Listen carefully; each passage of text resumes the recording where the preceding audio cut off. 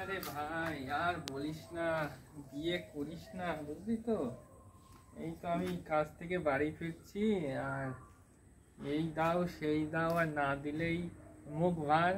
তারপরে তোর বিনা কারণে প্রশংসা করতে হবে, অন্য মেয়ের দিকে তাকানো যাবে না।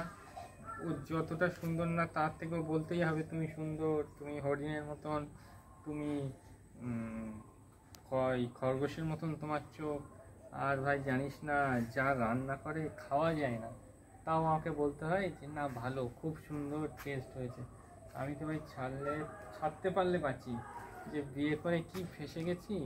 এই দাও সেই দাও, আর না দিতে পারলেই ধুমাধুম পিটে দেয়, হাতে পিঠে, বুঝেছিস। আর না হলে এই সেই সেই মানে বুঝিস না, একদম হজে বড় কেস হয়ে গেছে।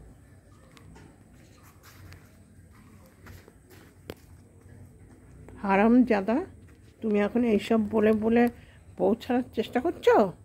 হুম? আরে না না, ওই দীপঙ্করের বইয়ের কথা বলছো? দীপঙ্করের বউয়ের কথা বলছো? হ্যাঁ। হুম?